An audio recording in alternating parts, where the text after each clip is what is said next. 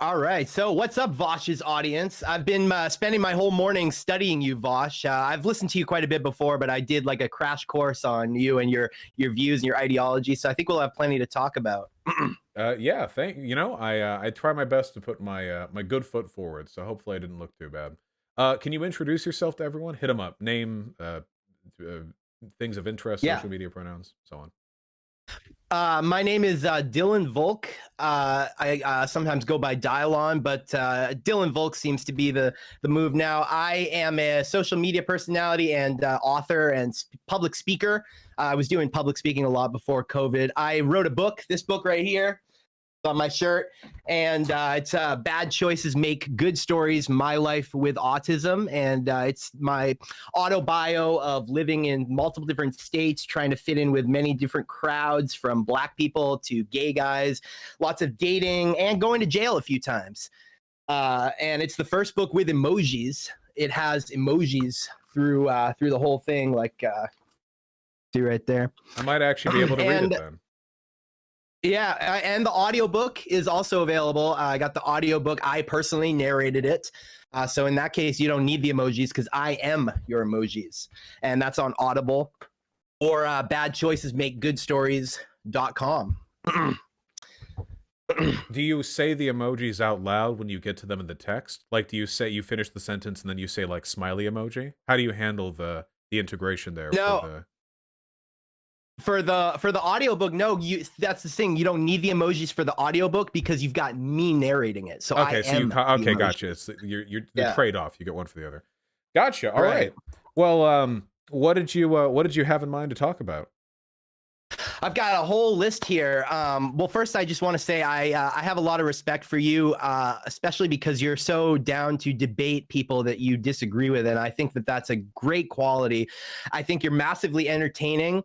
I like a lot of your viewpoints on men and incels and stuff. We'll get to that. And I also, what else was I going to say? I like the fact that, I just think there's so much value in, I was going to say that out of everyone on the left that I have ever encountered, I think you seem to really understand the other side's ideology in a more accurate way than pretty much anybody I've ever encountered on the left. A lot of people don't understand the other side's ideology, but you do, which I think is really cool. Well, thank you. I get accused of the opposite from time to time, but I guess we all feel a little bit misunderstood. Yeah, you talked a little bit about men and incels. I do think that it's an under-discussed problem on the left. There's very often the belief amongst people who are progressives or people who are socialists is that the only groups that should really be paid attention to are marginalized ones, which I think is a really counterproductive idea. Not only is it optically bad, for many reasons, but it just doesn't logically follow. Like, you should only be good or kind or helpful to people if they're socially marginalized. It just seems odd to me. So it seems like a problem we should all be invested in trying to address, Yeah, well, what ends up happening is eventually, when you focus on the people who are marginalized, the reverse happens, and the people who were once marginalized become lifted up, and then the people who were once dominant become the people who are marginalized. I don't know if I believe that. Or, I mean, maybe that's some far-flung future, but at the moment, I don't think that's happened. Okay. Well, there's a couple things there's a couple talking points lately that I've really been hounding that I think will make for good conversation between us. I like to fancy myself as very red-pilled on the woman issue. I did a lot of dating before I met my girlfriend, and a lot of observing of the differences between men and women. And there's a lot of misconceptions that I think men tell ourselves about women to make ourselves feel better, to help us sleep at night. But I think that a lot of these are just bedtime stories. And among them are one that I'm sure you'll agree with is that women don't like liberal men. That's not true at all. Liberal men get married and date all the time. But another one is that women hate each other.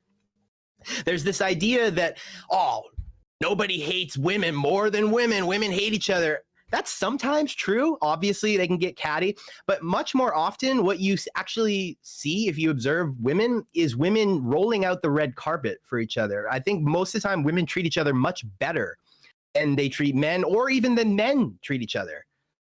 Like I got a couple examples. Like No, I was bored on YouTube. No, I want to say, Mhm. I think, I would say generally that's true. I think that women are socialized to be amicable and agreeable. Just generally, they are with men and with women. But if you, generally speaking, if you have two women together, since they've both been socialized to be a little bit more like that, I think maybe there's the possibility of them generally being more friendly to each other. We see a lot of this Right. in the social circles that women have. For example, women are much less likely to be homeless, and they're more likely to have a place to go if they ever get ousted from their house. I think they have better social connections, like a stronger network. I don't think if it's anything like inherent. I don't think it's a biological thing necessarily. I feel like it's we teach men to be alone. You know, we teach men to be very Right. very isolated, very solitudinous, very very solitary, and I think it backfires. Like it really really hurts guys. I think. Yeah, and one thing I saw you say on the stream is that we need to encourage kings complimenting each other and giving each other affection. And it doesn't have to be gay, but it should be more encouraged because it's discouraged. Yeah. Oh, And I totally agree with absolutely, that. 100%. Yeah.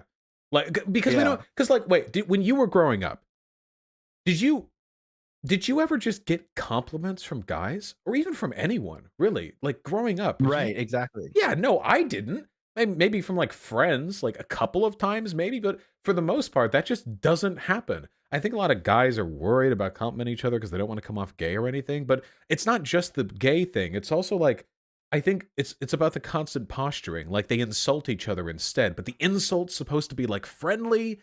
It's like you sucked. You're looking kind of fat lately, but it's like a friendly insult. And I get it can be fun, Yeah. but you also need sincere compliments to balance that out a little bit, you know? Right, dude, you're sounding like a mirror image of me. I've said this exact thing. By the way, I didn't plug my social media. If I can just plug that real quick, it's Real Dylan Volk, RealDylanVolk on Instagram, YouTube, and D Live. But anyway, yes, I I totally agree. Men are worried about getting called gay, and therefore there's this thing in the back of their mind, whether they realize it or not, that they don't want to lean in towards friendship with other men too much or compliment each other. I mean, look at a guy's selfie on social media and look at a girl's selfie. A girl's selfie, you'll see lines and lines and lines of comments. And this is how people say women hate each other. Really? Look at a girl's selfie. Oh my God, you're so beautiful. You look fabulous, girl. Blah, blah, blah. You'll see 10 pages of that. And on a guy's selfie, do you see, first of all, very few girls, I mean, maybe some will, but not as much as they'll compliment other girls. And then guys are not gonna. So who compliments us? Nobody. Yeah, and So I yeah, think and one of the biggest like cope posts here from guys I think is they say like, "Oh, sure, women compliment each other, but they're fake about it. They're being fake complimentary to each other. They actually hate each other on the inside." That's not right. true. I think guys believe that because they don't want to believe that women are capable of being as nice to each other as they actually are. But in female dominated social circles, like at least from like what I've seen, 'cause, I mean, I'm a guy, so whatever, but from what it seems like they're just much more comfortable being kind to each other in general. Right. Maybe some of it's fake, but a lot of it is just they're nicer. So when guys see that, we don't want to believe they're actually being nicer. We have to think like, it's all fake. They're actually as miserable as we are, but It's they're not. not. Yeah, you know? It's not fake. And I also don't buy into this idea that modern women are so miserable. Women are miserable. But yeah, it's not fake. And even if it is, this is what I've said. Even if it is fake, like if women being kind to each other and supporting each other is fake, they're doing a pretty good job at it. They're pretty good actresses, if that's true. I mean, there's 1,000 battered women's shelters in the country.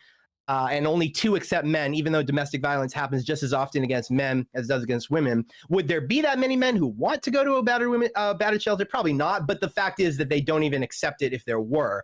So yeah, like if women supporting each other is fake. Here's another example. I was bored on YouTube the other day, and I came across the video where Oprah gave everybody a car in her audience. Do you remember that? Yeah, that was like the biggest act of charity in like television history, I think, at that time. Yeah, pretty groundbreaking. Now, if you look, and she actually filled that audience. She told her producers to fill the audience with people who desperately needed cars. How they found these people, I don't know, but that's what they did. Now, look in that audience. Do you see a single man in that audience? No, it's a group of 100 women that she did this ginormous favor for, life-changing favor. Now, can you point to any example where a man in public did a ginormous life-changing favor for 100 other men and completely excluded women? Oh, wait. So with regard to this, there might be a selection bias because I have a feeling that Oprah is generally more popular with women. There might have been a natural bias in the type of audience that they can draw from. I don't really know, but even if there's the case, there might be instances of like tremendous charity demonstrated here. Yeah, I don't know, like maybe Mr. Beast on YouTube or something. I don't know, like if the outliers are super indicative of a broader trend, but I agree with the existence of the broader trend, you know? And one of the ways, I don't know, because I consider myself a feminist, though I don't talk about it too often, mostly because people hate the word feminist, you know? The concept I get behind. Yeah. But this is one of the ways in which like the ideas of male supremacy, which have existed for a long time, turn around and hurt men. Take the domestic violence shelter thing, right? The reason why we invest in women's DV shelters but not men's is in large part because we don't really think of men as being capable of being victims of domestic violence. Like we think like it's like, oh, and it's true that in terms of like injuries sustained, women suffer far more than men. You could argue like men are generally stronger, sure, but domestic violence is domestic violence. And often when a guy gets beaten or abused by a woman, we like kind of think less of him, you know, like we'd like make fun of him or like, you know, like, oh, okay, all right, got beat by your girlfriend, okay. And that attitude prevents us from investing properly in these kinds of support structures, which is really, really, really damaging to the people who are victimized in that way. Yeah, definitely.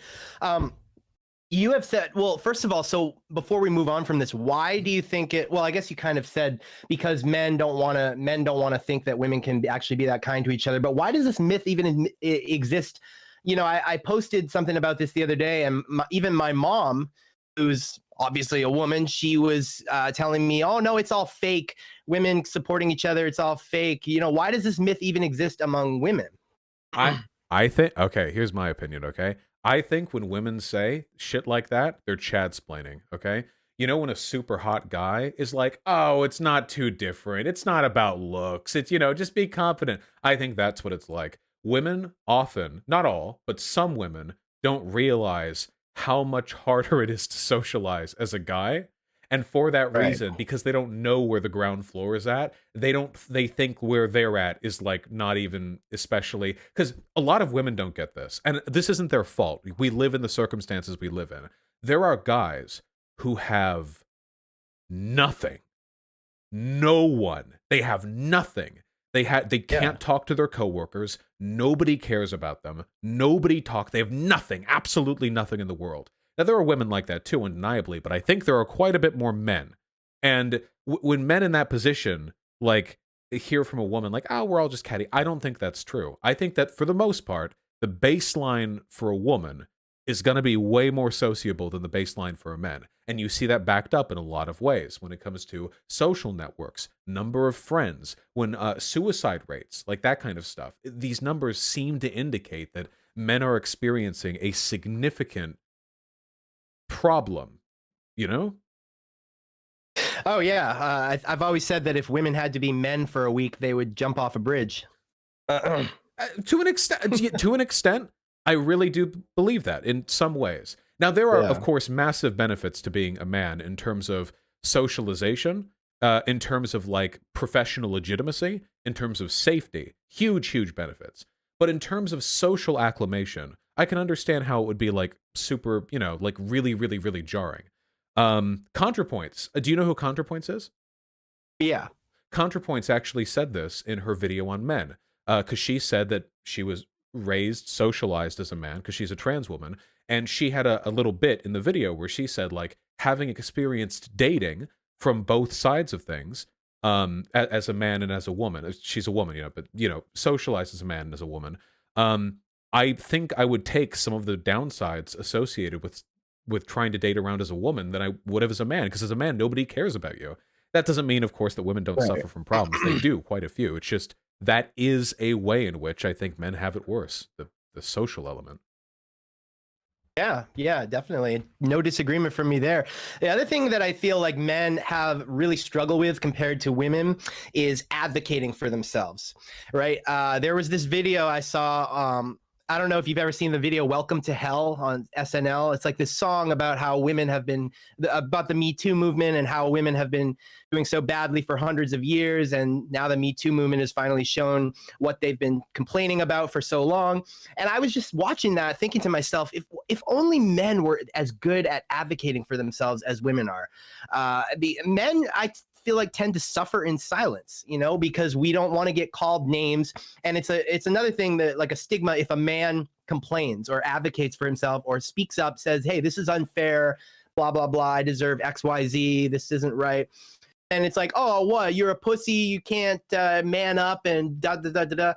And that's a huge disadvantage that I think men need to really get over, because women have mastered the art of advocating for themselves. Men need to do the same, I think. What Well, do you sure. think? It's, I mean, a lot of it is a bit of a cultural blowback, right? Because for like a billion years, women had essentially no voice in anything, like nothing. They were completely annulled from public discourse. And lately, of course, that's changed. And I think we're more comfortable talking about women's issues today broadly, because usually when we talk about them, they're done in a pretty affirmative or constructive light.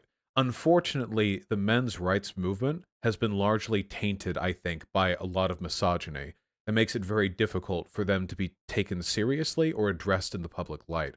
Another big issue, I think, is that when we're talking about men's issues, we're trained to believe men don't need help. Like women, like, do we help women with their issues? I mean, sure, they're women, they need help, but with men, we're supposed to fix Right. these things on our own. And a lot of advocates for men's rights also do this. For example, the term toxic masculinity. It's a really contentious term. I get that not everyone likes it, but put to a name, you know, it's about the idea that men are taught to behave in ways that are hurtful to themselves and the people around them, like being really prideful or like having anger issues or that kind of thing, you know? And when you talk about concepts like that, often people who advocate for men's rights disagree with it, but they're disagreeing with an idea that needs to be recognized to help men. Um, and I believe that toxic femininity is a thing to an extent as well, but that does get addressed by feminists. The types of behavior women engage in that prevents them from achieving liberation collectively. So we need to work together on this, you know, I think, but I don't know how well we're all able to do that when we're so antagonistic to broader gender discourse. Hmm. One thing I would disagree, I would agree on the safety issue. Like, I don't usually have to worry about, you know, sexual assault and things like that, getting mugged maybe as much as a woman or stuff like that. But what other privileges do you feel like men have? Because I feel like I'm scratching the bottom of the barrel. I don't feel like men, I feel like it used to be the case, but I feel like ever since I've been alive, men really don't have many privileges other than being stronger physically, which comes in very little use in modern society. What privileges would you feel like men have other than the safety I'd say there thing? are two really big ones, apart from the safety one. The first one, and this one is decreasing slowly with time, is that men have that most big like halls of power are boys' clubs. Whether you're talking big legal firms, the government, whether you're talking major corporations, NGOs, the military, the police, that most of the halls of power are both majority men, and when women try to break into it, they're like boys clubs. It's like really really tough to like crack that that shell a little bit, to break the glass ceiling and get in there. It's like a really long lasting institutional thing, like an alumni system. And the other one, and this is a little harder to pin down, and this might be one of those things that men can't understand about women, the same way women don't really seem to understand the loneliness aspect about men quite as well. The really big thing is that men are taught to be free and women aren't. Women are taught to be really domestic and servile to sacrifice portions of their life for the benefit of others, for a husband or a boyfriend, for a child, to be deferential, to put their wishes behind the wishes of another person. And this may be one of the reasons why women tend to be more caring, but there are a lot of women out there with dead dreams because they gave up everything for people who didn't care about them as much as they cared about them. And I think that's I really, don't really feel like sad, that's you know? I don't feel like that's the case at all anymore. I feel like that maybe was before I was alive, but now I feel like women everywhere you look are women are encouraged to and be scientists, grow up and do everything that a man can do, grow up and be whatever you want to be.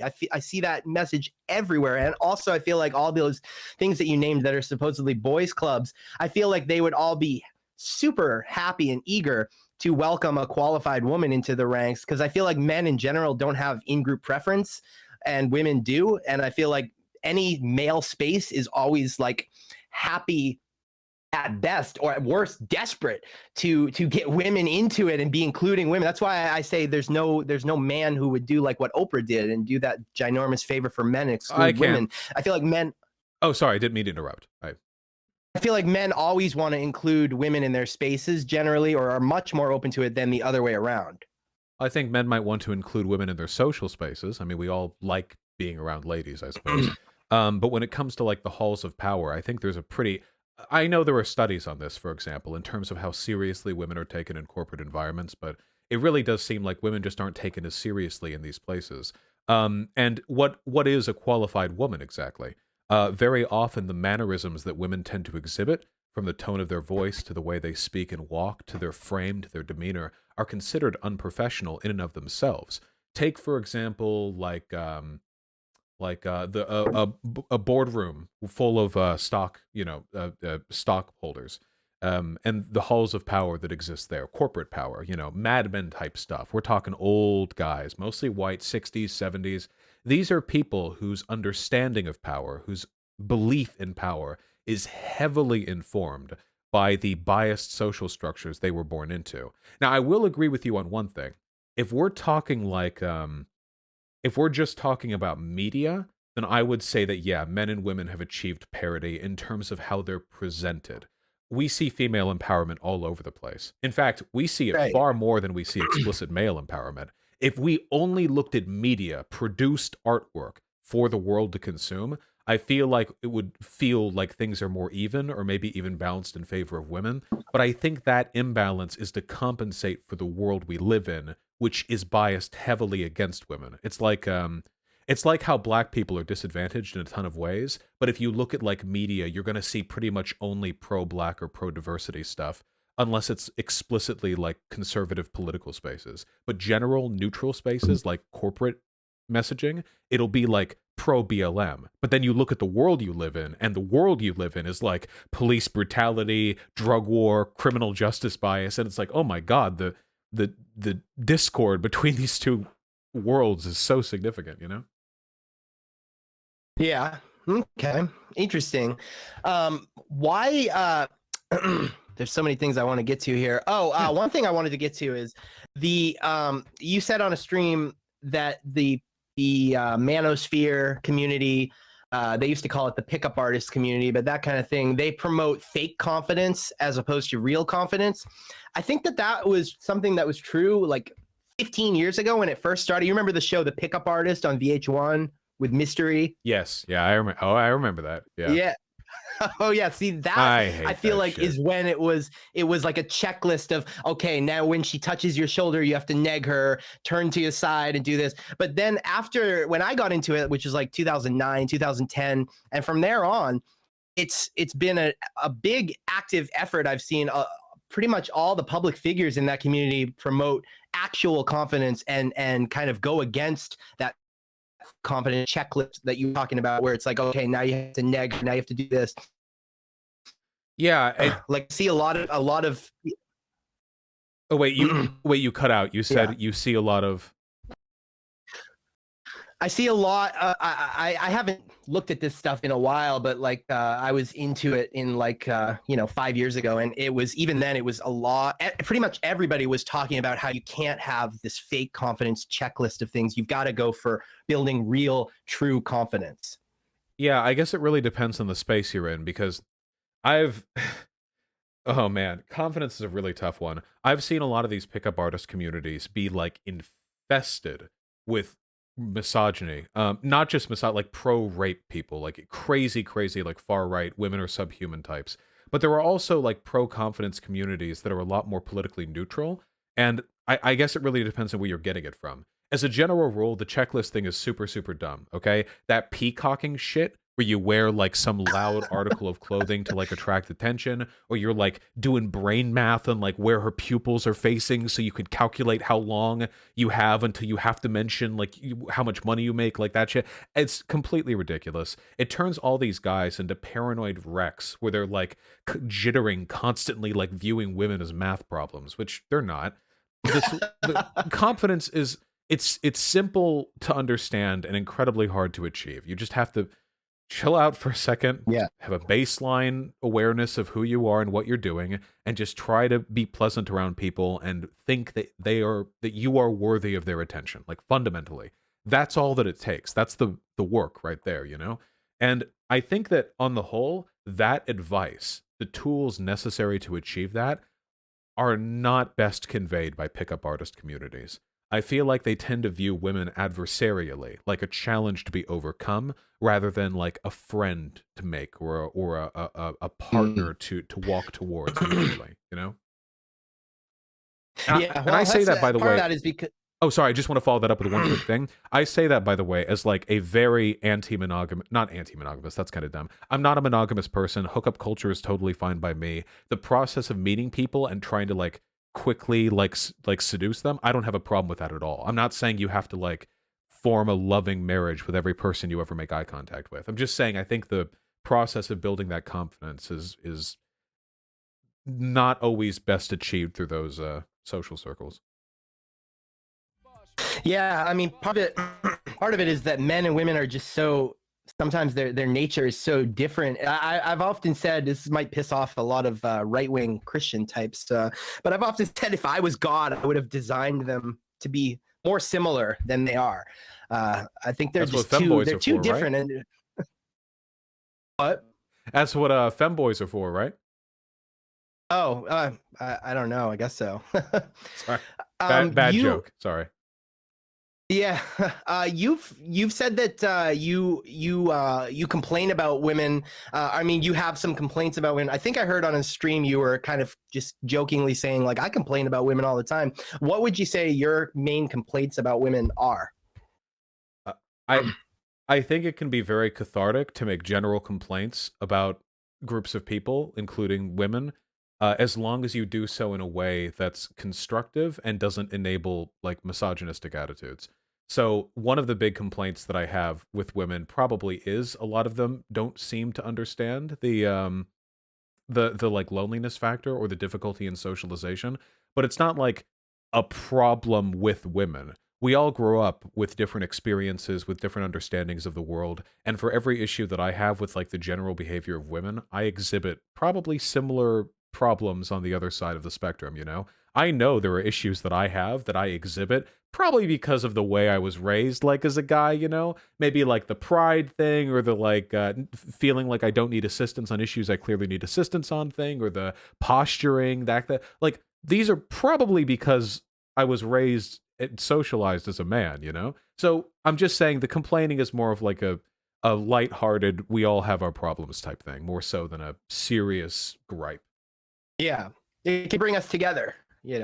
I think so. Instead Yeah, of I think so. Because hey, people complain about men all the time, don't they? And I don't think there's anything wrong yes. with that as long as our criticisms are valid and well intended. So as long as we're all banting about, you know, I think it brings us together if it's done in the right spirit. Yeah, I was watching. Have you ever seen the show on ABC? What We Do? They like prank people in public. I don't think so, no. Well, they basically prank people in public and do really like socially inappropriate behaviors and acts, and they see how people, like a hidden camera, how people would react. And there was this one where it was a guy inappropriately hitting on a girl in a bar and being overly aggressive when she clearly wasn't interested, and then he kept like following her and stuff.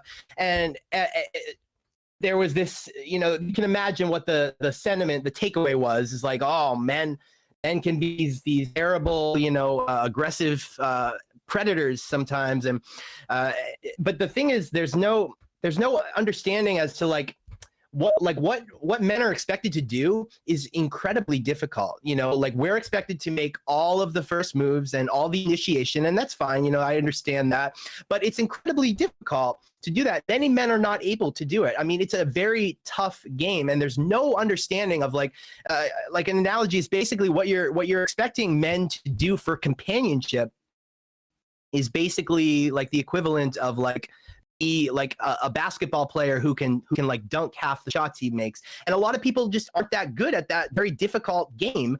But there's no compassion. There's also no resources in public anyway. You have to go on like Reddit or the internet or something.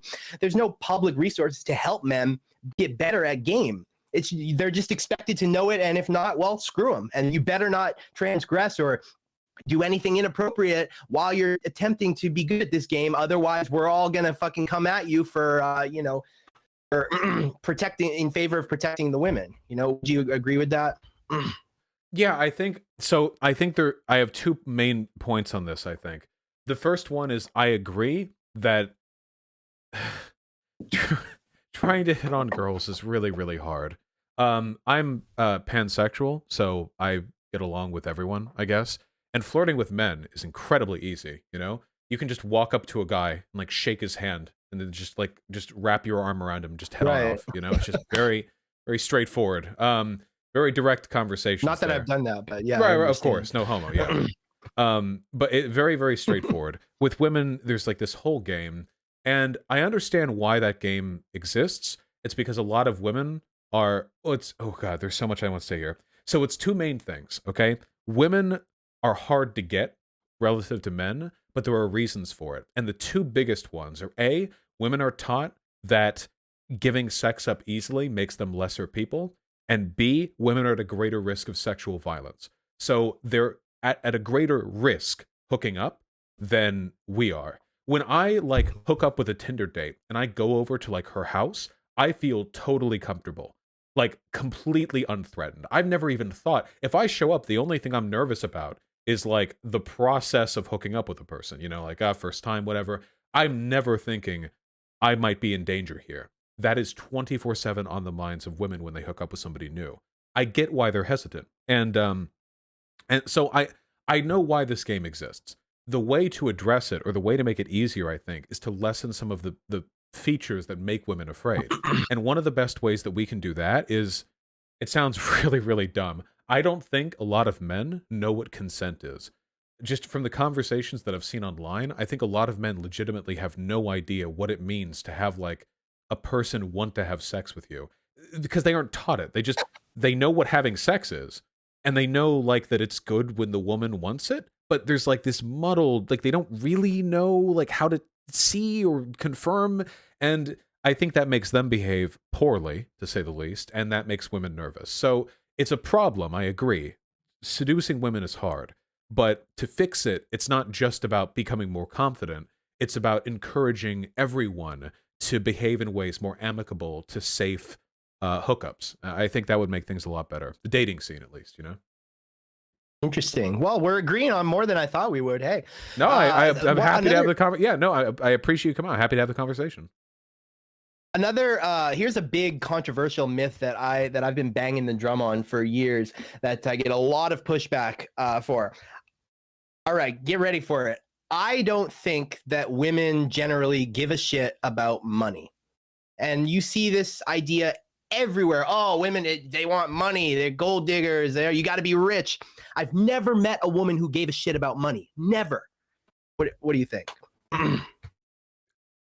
I'm sure there are some. I do think it's a huge overblown stereotype, though.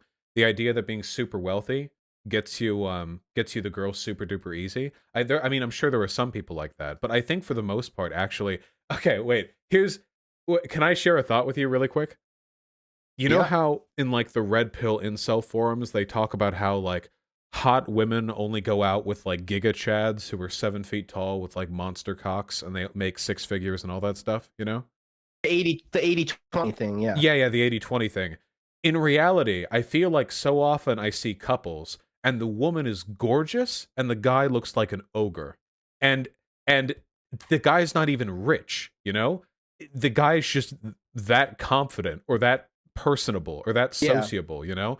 I really do feel that confidence is king. So I have no idea what women are thinking sometimes with the people they hook up with, but it's like people vastly underestimate how important confidence is and vastly overestimate how important everything else is.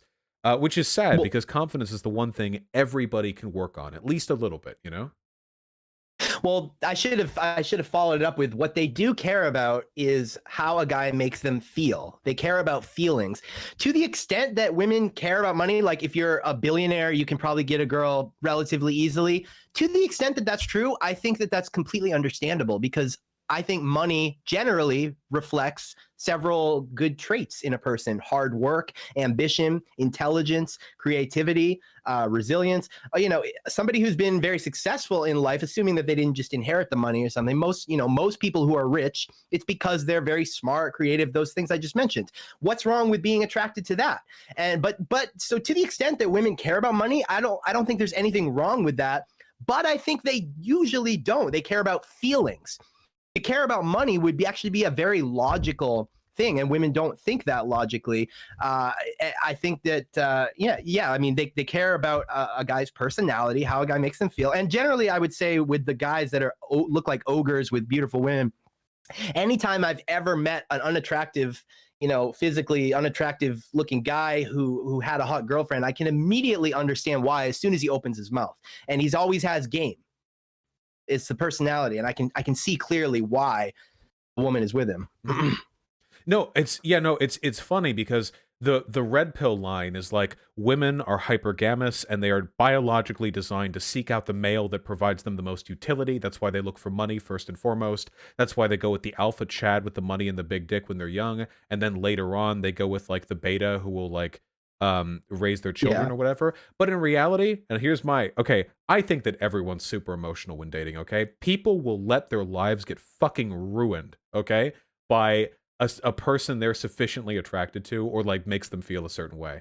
Like a lot of like people be like, oh, like why do girls go out with like shitty jocks who just abuse them? That is a thing that happens. That's totally true. But I have known so many guys who ruin their lives with like a hot mess. Like a girl who sleeps on a mattress with no sheet on the floor with dog shit all over the carpet in her like studio apartment, but who does the makeup and the heels, and he will just let his life get ruined by this person.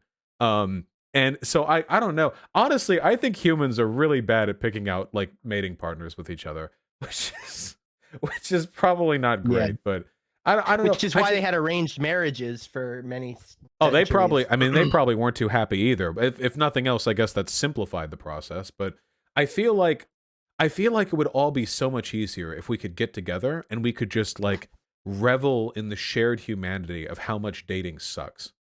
You know what I mean? Yeah. Like if we all of us just, but not in like a men versus women way, but just in a like we all hold hands and we're like, damn, this shit sucks. All of it does. Yeah. And maybe we can like fall in love with the person whose hand we're holding. I don't know, you know?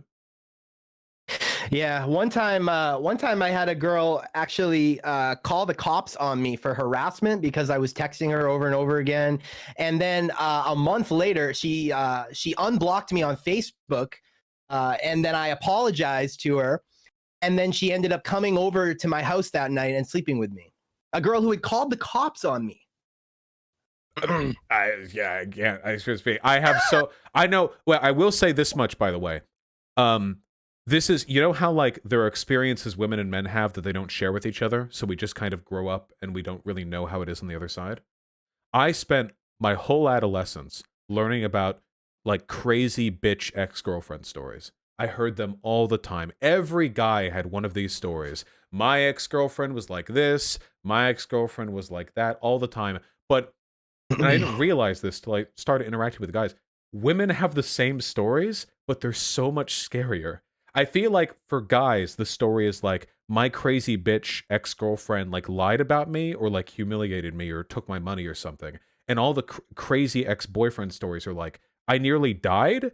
he showed up at my house at 3 a.m. in a car and honked at my front for 15 minutes before throwing a rock through the bedroom window with a note attached to it saying that he was going to kill me. Like, Okay. it's like, oh Yeah. my God. Because I know, it's like crazy. I had like high school friends who were girls, you know? And I thought they were just living normal lives. And I heard one day, like, oh, they broke up with their boyfriend. Okay. A couple years later, I talked with them and I was like, yeah, whatever happened? And she's like, oh, yeah, well, one time we had an argument. He choked me for a second. And after that, I had to like kick him out. It's like, what? You didn't?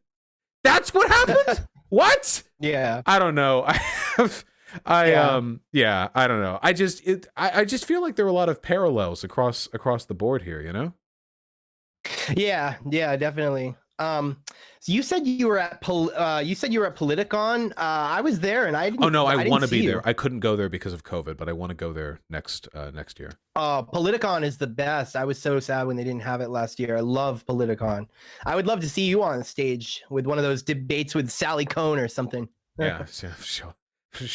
With my reputation, I have to show up wearing a bulletproof vest or something. Jesus. Yeah. No, I'd be happy to go. I'd love to look some of these people in the eye while arguing with them. The only person I've ever done an IRL debate with was Destiny. It was like a super like low key, like quiet debate. But it'd be funny to argue with some people like face to face, you know, so I can like try to mog them with my large piercing blue eyes. Oh, Jesse Lee Peterson. I did Jesse Lee Peterson and Tim Pool. Wait, I'm sorry. I'm totally blanking. I did Jesse Lee Peterson and Tim Pool. My bad. Those were more like interviews than debates, though, I think. I was in the audience when you did the Jesse Lee Peterson because I worked for him for a couple of years. You were? I was there, dude. Yeah, we met. Holy wait! Oh my God! Yeah. Didn't we shake hands? Probably, yeah. Yeah. Oh my God! I'm sorry. It was like a year and a half. I have a really bad memory. That's awesome. Okay. Well, then there we go. I've seen you before. Yeah. Yeah, I didn't really know who you were at the time, but after I became a fan afterwards. But yeah, I was his guest booker for a couple of years. I know Kelly booked you, but most of the guests there in the last few years, I booked like a lot of people on. I booked Sally Cohn, I booked Cenk Uygur, Kyle Kalinske, all those progressive guys, and I booked Bill O'Reilly. That was probably my biggest you one. got Bill O'Reilly? Jesus Christ! How much money did you send with the email? Did you send like a QR code to a Bitcoin wallet filled with like hundreds of thousands of dollars? Jesus, that's a big guest. Yeah. I also got, do you know Dr. Laura Schlesinger? She used to be on the radio. I think so. Schlesinger sounds familiar to me. Hold on. She used to yell at people on the radio. She used to be big in like the 90s and 2000s. The Dr. Laura program? Yeah. Yeah, I'm pretty sure I've heard of this.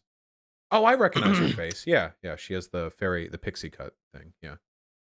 So they've called you a debate bro, and you seem to really value the process of debating, even with people that you really far disagree with. Why do you think it is that, and I experienced this firsthand, my job was, to book, Jesse liked to have people he disagreed with on his show, so my job was to hunt down liberals 24/7 and try and get them on his show, and I saw that most of them are generally unwilling to debate much more than the other side. Why do you think that is? So I care a lot about the things I believe, and I want as many people as possible to believe them as well. And I think most people who have political beliefs should share that we want to, propagate our system of belief. What I found when I started going online and participating in politics is that left-leaning people, whether we're talking liberals, socialists, whatever, really didn't seem interested in breaking into most of the mediums by which you spread an idea. They would make video essays where they would, like, for 40 minutes, they would go on and on about like an idea. And they're good video essays. I'm not knocking that. They're helpful. But there are wide avenues that a lot of people on my side just don't seem comfortable with. I think a lot of that is because they're a little bit complacent, oh, my ideas are correct. Why should I even bother engaging with other ones? Which I think is very, very arrogant. I think a lot of that also probably comes down to the fact that the left-leaning demographic tends to be younger and less prone to confrontation. If you take a look at like a matrix of which characteristics make a person prone to aggression, you're going to find a lot of characteristics that don't overlap heavily with predominantly left-leaning communities. Usually the loudest, most aggressive people are going to be white men, straight, cisgender, because these are people who have a little bit less to fear, maybe. Um, so I thought, given this whole environment, maybe it would be nice to show people it's possible to be left-leaning and still be confrontational, still be edgy, still be, a little bit daring. It sounds like kind of circle jerky to say that about myself, but if you've seen how much drama I've gotten myself into, I think that quality stands on its own. There are a lot of left-leaning people who are so careful. They tread around broken glass so lightly, but you can only go so far while engaging in that kind of rhetoric. Eventually, you need to be willing to take big rhetorical risks to make plays. The right does this all the time, so the left should be willing to do it too, at least a little bit. Well, I've seen in some leftist kind of inside conversations that they were actually acknowledging that leftists are not as good at rhetoric. Not that they're wrong or that the right is right. The right is just better at rhetoric that's convincing to people, and the left is not as good at that. Is that something you would agree with? And if so, what do you like? What? Yeah, no, 100%. Yeah. I think it's much easier to sell simple, this is going to sound conceited, but this is my belief, to sell simple lies than it is to sell complicated truths.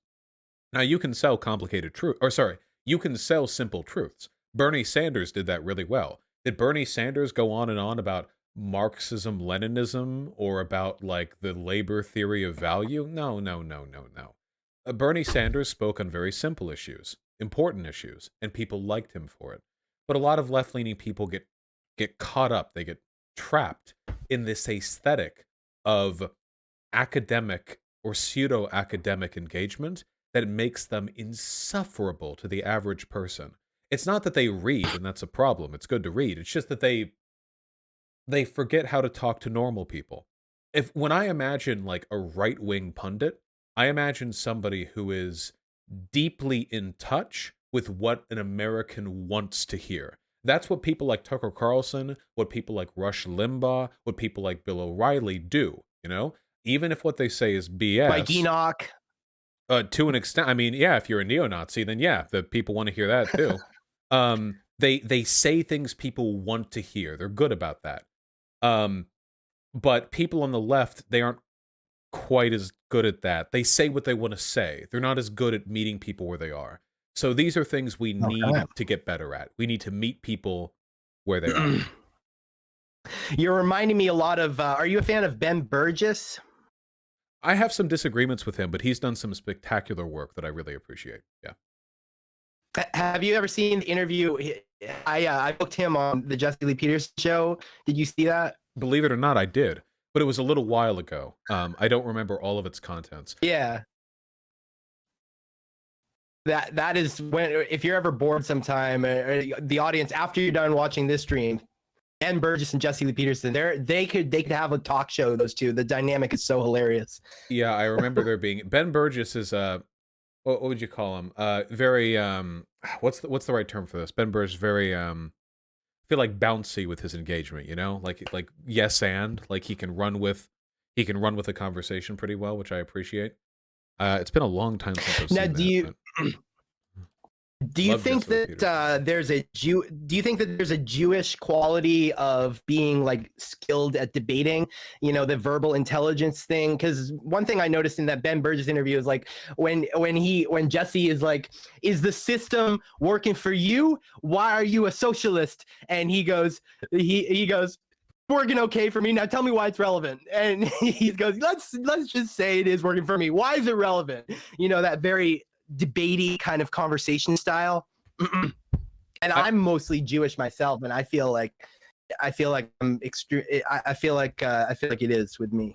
I will say this much. I think that to say Jewish culture is always going to be a little bit simplistic because there are many fractals, many aspects to Jewish culture. I grew up amongst many Jewish people, and if there's a general tendency that I would be comfortable making a generalization about, it would be this. I think that Jewish people are very, very funny. I think there is something about the experiences that they have had generally as a culture that has refined their sense of humor down to a rapier's point.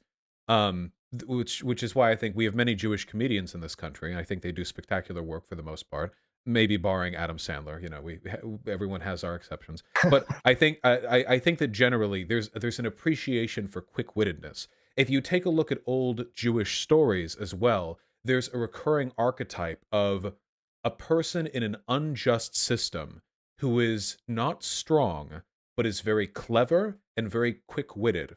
And by knowing his oppressor, he circumnavigates the circumstances of his oppression, like a trickster, but not malicious, always kind, always considerate, always careful. It's a very common Jewish archetype and one that I'm fond of. I think that an appreciation for these characteristics probably lend many Jewish people towards a propensity for media, because comedy is the soul of almost all forms of engagement.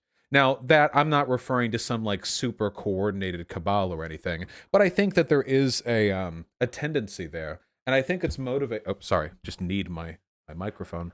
I think it's motivated just by a set of cultural conditions that express themselves following thousands of years of persecution. I had a lot of Jewish friends back when I grew up. Hopefully, I can do that justice. But yeah, it's just an opinion I have. Yeah, that sounds right on to me. One thing I've always wondered is, actually, let's talk censorship first, because Ben Burgess is actually one of the few people on the left that's totally anti-big tech censorship. What do you think about that? It is unfortunate how much control big tech has over our general discourse. The idea that conservatives are being like censored on social media is super not true. You can take a look at whichever posts like get the most circulation on Facebook at any given day, and like 90% of them are like huge conservatives, like Candace Owens or Ben Shapiro. But those are mainstream conservatives. I would say it's like the alt-right that's been sent, the alternative. Oh, sure. Yeah. Well, far right. Oh, sure. The far right. I mean, they do it to themselves, don't they? Social media websites have TOSs that prevent stuff like racism, and they're racist, so I guess they get hit with it. I mean, this is kind of like a open up the bag with a dead bird in it type situation. Like, what'd you expect, right? I'm okay with big tech and their websites having terms of service that preclude forms of hateful harassment or abuse, because I think that makes it easier for people to use these sites, and I think it's a pro-free speech position. Because free speech will always remain an illusion if you allow black people to share a social space with people who want to hang black people. Like free speech cannot exist in that environment. You have to preserve an element, an atmosphere of some baseline level of decorum, of civility. So yeah, in that case, I mean, they get themselves axed from these programs, but I don't think it's because they're being specifically targeted. They just keep flagging the rules, you know? But like they banned Gavin McInnes and Milo Yiannopoulos many years ago, right? These are people that never talk about things like the Jewish question, don't even talk about race and IQ. And then they had David Duke on there up until just a couple months ago. So I feel like it's very not consistent. You know, I would be totally fine if there was specific guidelines that says this is exactly what you can and can't say, but it's not like that. Well, there's never going to be very opaque. There's never going to be a perfectly consistent application of TOS violations. It's realistically, if you're on Twitter and you get banned, it's because you got a certain number of reports. I think the reason why Milo Yiannopoulos and Gavin McInnes did is because they were more overt, like with their visual participation in engaging in harassment. Yeah, Milo engaged in a huge harassment campaign against a black woman. I think that's what got him. And Gavin McInnes is aligned with a white nationalist terrorist organization. Now, of course, so is David Duke. David Duke is also aligned with a white nationalist terrorist organization. To me, the solution to that would be we should ban more of these far-right types so we can be consistent about it, you know? Yeah, in terms of like, will they always ban at like the same times? Like for probably not, no, but these sites are never going to be perfect about that sort of thing, right? Yeah, I mean, they banned Richard Spencer, who the worst thing that they ever quote Richard Spencer as saying is that he... Twitter? He's on Twitter, but extremely shadow banned to the point where he can't even gain followers. But they banned him on every other platform. But the worst thing that he's ever said is talked about a peaceful ethnic cleansing. He's never said anything, and that wasn't even on social media. That was like a decade ago that he said that, and I think he was quoting somebody too.